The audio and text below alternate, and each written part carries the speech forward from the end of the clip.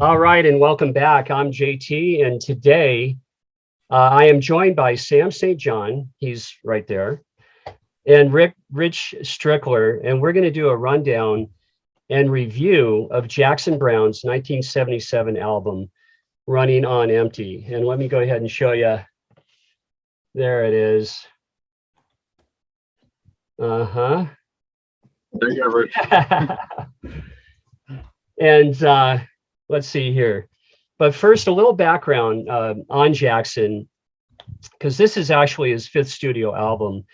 And all three of us have seen Jackson Browne live. Sam, having seen the most recent show, where was that? I saw him at the James Taylor tour back in, I guess it was August of 21. It was postponed a couple different times because of COVID, but I was able to see him here in Virginia. Nice. And what I can add is that, Jackson gives you a full show and then more and more and more songs. When I saw him in Reno in the late 80s, and I love it, but he just kept coming back with his acoustic, then the electric band, and then the acoustic.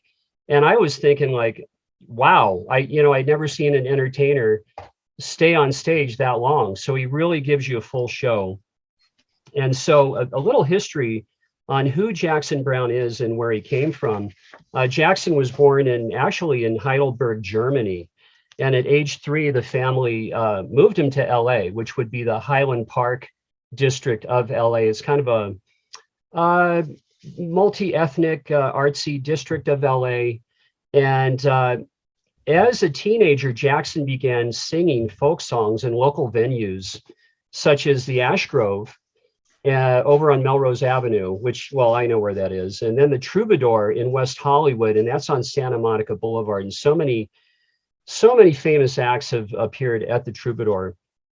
And after graduating high school in 1966, he went, that's Orange County, California, Fullerton, California. He first joined the Nitty Gritty Dirt Band. And a lot of people don't know that, but, and I had forgotten. And they performed locally at clubs like the Golden Bear. That's in Huntington Beach. I know right where that club is. And opening for the likes of the Lovin' Spoonful. So that was about probably 1966.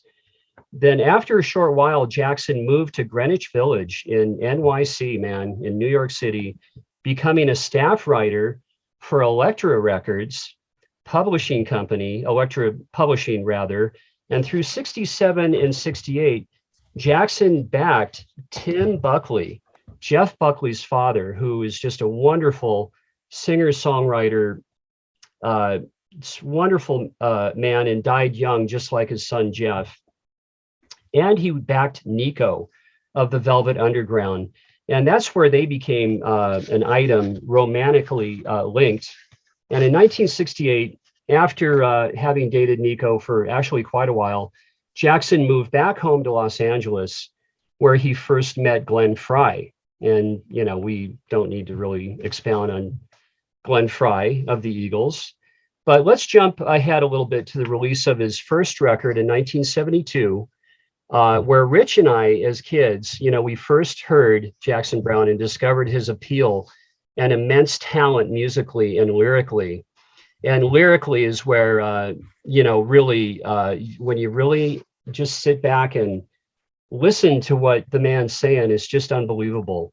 In 1973, he released his second LP, For Every Man, where he joined forces with one of my very, very favorites, the multi-instrumentalist David Lindley. Just love David Lindley, absolutely. And then came Late for the Sky in 1974. The Pretender was next in 1976, and this brings us right up to Running on Empty, Jackson's fifth album and most popular and well-known. It was recorded on tour, either live on stage, on tour buses, or in hotel rooms, which is just too cool, which adds to its warmth and intimate charm. So we're going to get started here, and Rich is going to open up this deal that we're doing. We all love this album, and for months, actually, I've been really excited to do this with Rich. And equally excited that Sam St. John is jumping on board. So we're going to get started, and the first song is Running on Empty. So Rich is going to go ahead and review this. Yeah, we talked and we decided to divide this up into like 3 songs each, evenly split up. And I drew the opening track, Running on Empty, which is, it sets the tone for the album, I think. Basically what it's like to be on tour, kind of exhausted and running on empty, so to speak. It's a rocker. It starts out with the quiet of the crowd, and then you hear doom, doom, doom. They just jump in, doing what they do best on stage. It's got the autobiographical lyrics. In 65, I was 17. And then in 69, I was 21. And it really falls in line with his age at the time. I love that stuff. And I don't know when that road turned on to the road I'm on. I love that line because being on the road is exhausting, and one day leads to the next. And all of a sudden you wake up, you don't know what town you're in. And when did that road lead to the road I'm on? You get caught up in the lifestyle. It was a number 11 hit on the charts. It was recorded in Columbia, Maryland. This is actual live performance. The band, I want to mention the band, which is called The Section. They played together on a lot of James Taylor and Carole King songs on their albums, and they toured with them. You got Danny Korchmar on guitar, lead guitar, David Lindley, who JT mentioned, on lap steel guitar, multi-instrumentalist. He does everything. Craig Dorgy on piano, Lee Sklar, the bass player. You'll recognize him with the full long beard. It was darker then, but it's gray now. He has his own YouTube channel, by the way. Russ Kunkel, great drummer, and Rosemary Butler and Doug Hayward on backing vocals, and they add a lot to the record as well. So it's just a great opening track, probably his most famous song to date. So just happens to be on this particular album and leading it off, and that takes us to The Road. Yeah, which is the second track, and one of JT's favorite. He spoke up for this early on when we decided that who's going to get what tracks. So, what do you think of The Road?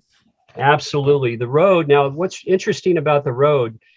This is, some people might think, wow, Jackson's, he's such a prolific songwriter that he's covering a song by somebody else, and that's Danny O'Keefe. Danny O'Keefe wrote "Good Time Charlie's Got the Blues." And I was down in LA, Anaheim, because we took Sean to Disneyland, my almost 8-year-old son that Sam just met before we started. And this is Danny O'Keefe. And this album, I'm one of the thrift store kings. Well, I don't know about a king, but I mean that's my thing. And I found this at a thrift store, and it's just in great condition. And of course, Good Time Charlie's Got the Blues is on here, but The Road is on here as well. Yeah. And so it's just so cool. And now we're doing a video on this. It's just funny how synchronicity works in life, in the vinyl community and music. But this was also recorded in a room in Columbia, Maryland. I don't think it was a Holiday Inn, but Jackson he even says what room it was. But what's interesting about The Road, it's, again, Danny O'Keefe is so well-spoken lyrically. He says, highways and dance halls, a good song takes you far. You write about the moon and you dream about the stars. And, it's just a wonderful song. And there's another, I really recommend another two, they're folk artists, really, a guy named Greg Brown and then Bill Morrissey, and they do an album together. And it's from 1993, and they do a wonderful cover of You Can't Always Get What You Want, the Rolling Stones. It's just amazing. Greg Brown, if you know Greg Brown, if you don't, he has an amazing baritone. And they do a cover. Rich has a copy of this because I sent him one a while back. They do a cover of The Road that's just fantastic.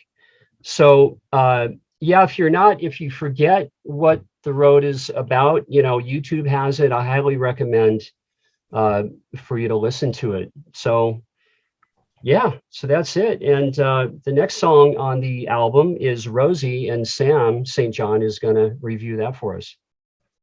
Yeah, Rosie, this is, again, we kind of mentioned this is a loose concept album about life on the road. And Rosie brings us to the ever popular groupie aspect of the rock and roll lifestyle. And this was a co-write with Donald Miller. So Jackson did have his hand in this one. This one was recorded backstage. So it was recorded backstage live, but it wasn't in front of an audience. And I think they mentioned that they called it the big room backstage, and there's not really much more explanation about that. But what's interesting about this is one of the background vocalists is Joel Bernstein, who is a tour photographer, and I think that's really interesting. I can just imagine Jackson sitting at the piano with those guys, kind of looking at the lyrics with them, for the first or second time, and kind of going through it together. And it's just beautiful harmony, but there's a line in the song. Well, there's a couple lines. The first one is when they walked off stage, the drummer swept that girl away.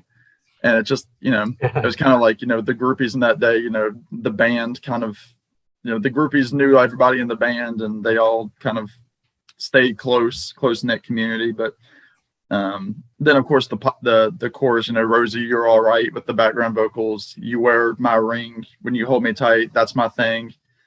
When you turn out the lights, I love the line, I've got to hand it to me. It's like, he's kind of like brushing his shoulders, like, I did good work. Like, I got Rosie. And he said, looks like it's me and you again tonight, Rosie. Kind of like, the same old crowd kind of thing. But I love the harmony, and Jackson's piano just makes it a great story song. It's classic Jackson Browne. He tells a story in just 3 or 4 minutes, and it's really beautiful with that acoustic piano. So it's one of my favorite deeper cuts on this. When I first heard the album, which I really just listened to this album for the first time last year, so I'm only about a year fan into this album, and I've listened to it more than any other Browne album thus far. And this one was an early standout from the ones that I already knew. So that's kind of my 2 cents on Rosie. Nice. Cool. Yeah, it's one of my favorites as well. The next song up is You Love the Thunder. This had some moderate airplay. It's still, you hear it once in a while. This was recorded September 6th of 1977 at the Garden States Art Center in Homedale, New Jersey. Again, this has the theme of traveling on the road, focuses on the significant other or spouse standing in the wings, watching the show. You love the thunder, you love the rain. What you see revealed within the anger is worth the pain. So he's talking about basically somebody in the wings watching their lover on stage, bringing the passion, and maybe getting a little bit of jealous. I wouldn't say jealousy, but that's really where that person excels on stage, and wondering where they fit in. I like the metaphors here also. Before the lightning fades and you surrender, you've got a second to look at the dark side of the man. You got the rain, the thunder, the lightning, all elements of a storm. So the relationship may or may not be rocky. You can dream, but you can never go back the way you came. To be a woman in love with a man in search of the flame. So he's evidently committed to traveling, being a rock star. There you go. And the woman is supporting the performer, but is he is committed to the relationship? Maybe you got the groupie play. There's women, they're going to be throwing themselves at him as well. So there's a lot of stuff going on in this song, and a great performance by Jackson Browne as well. I love it. And he wrote the song solo. It's his baby. I'm sure it has deep meaning for him. Very cool.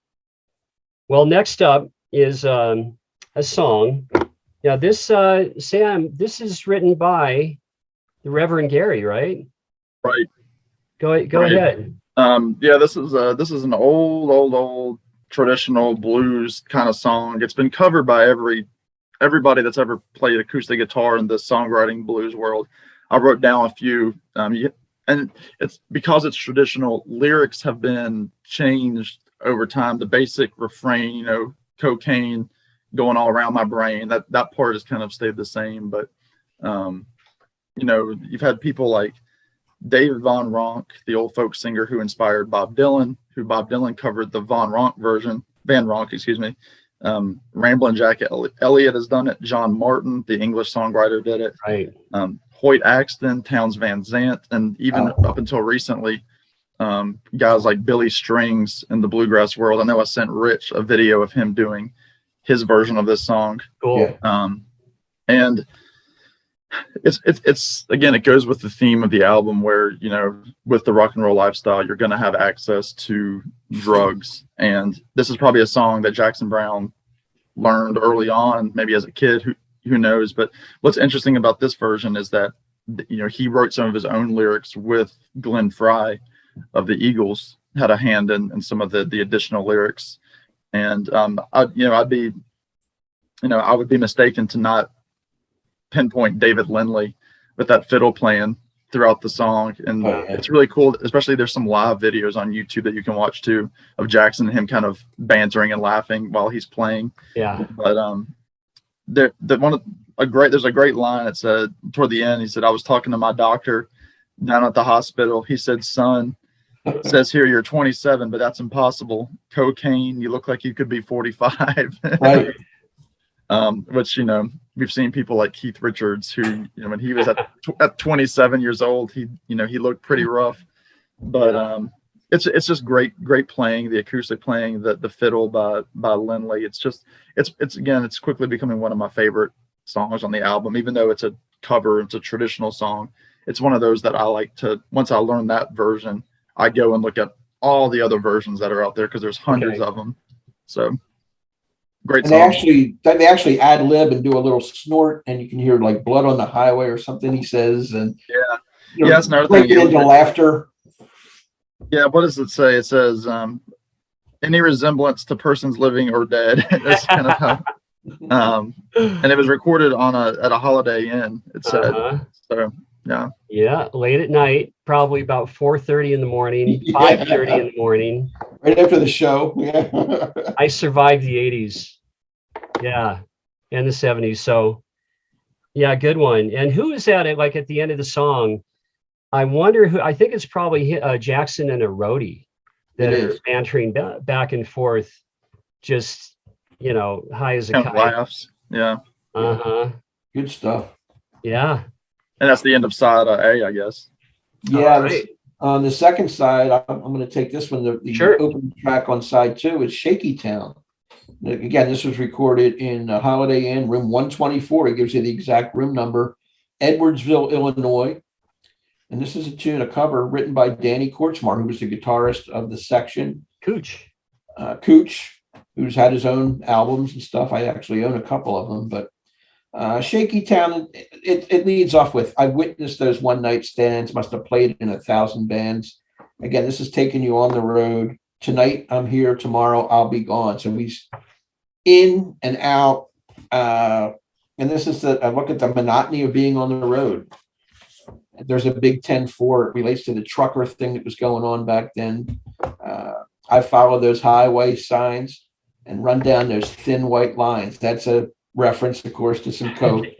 And he hits that hard, that country kind of R. That's a big 10-4 from your back door. Like he hits it really hard. So this is sex, drugs, and rock and roll incorporated right here, man. You got the I witnessed those one night stands. You got the thin white lines, and then they're on the road playing music. Cooch does the harmony with Jackson on this one, and David Lindley on the pedal steel guitar. This is a classic sound that I've really grown to like. When I first had the album, I thought this was one of the weaker tracks, but when I play it now, I really dig this one. I think it's fantastic. They recorded the same room as Cocaine, I might add. Yeah, they were having a ball that night, man. I would have been right there with them, man. In 77. Oh, 1977, you were right there. You were hanging. Yeah. Hey, I was a working stiff too, though, man. But we like to party. The party for me stopped in the early, like March of 1990. I got to the end of the 80s and I said, "Yeah, that's it. I'm just going to keep what I've got." That moves us to "Love Needs a Heart." which is the last track I'll be talking about. Right. Again, this was recorded in California. It's got 3 co-authors on it. It's got Jackson, Valerie Carter, and then Lowell George of Little Feat. Wow. Who, of course, Lowell George was also a big producer. He produced Shakedown Street by the Grateful Dead and did a lot of. He was in that group. You know, we lost him way too soon. He was full of talent. Little Feat were just really getting their wings, and tragedy hit, kind of like Chicago with Terry Kath. But just some great lines. I've got a couple here. It says, love won't come near me. She don't even hear me. She walks past my vacancy sign, and love needs a heart, trusting and blind. I wish that heart was mine. I love that line. I wish that heart was mine. He's longing for somebody to love him and to give him the same feelings he has toward another person. Because then he later says, where's the heart that's been looking for mine? I hope that it finds me in time. And that's just some killer songwriting. I don't know who wrote what line, but to me, that line sounds a lot like Jackson Browne, because he often talks about, like, people kind of jokingly refer to him as like the king of breakup songs. I think I want to say Springsteen, or whoever inducted him into the Hall of Fame. I think it was Springsteen. It was. Yes. He kind of mentioned that, you know, he was like the king of heartbreak songs. Yeah. And it's just funny because, you know, Jackson was a good looking dude. He was the pinnacle of, you know, late 60s and 70s California with the hair and just skinny dude, guitar player, bare feet. You know, he was the classic hippie California musician. And that's just one of those songs that's beautiful, with the background singing is just, you know, it's one of those perfect songs, and it's a sad song. To me, it kind of makes me think that, you know, the guy's on the road and he's kind of wishing he had a little bit more than just groupies, you know, to hang out with. Like, he needs something real, because he's been doing his music for so long. He's tired of the partying and all that stuff. So it's a good song. It's kind of a hidden gem in his catalog. Mm-hmm. Yeah, thanks, Sam. Oh boy, here goes. I got the last 2 songs of the album. Gotta wrap this baby up. Oh shoot. Take a drink. Took a drink, because here I come. Now, okay. Third to last song is Nothing But Time. And this again speaks about the boredom that, you know, sets in when, you know, one is on the road. And what's interesting about this song was that it was written on the bus.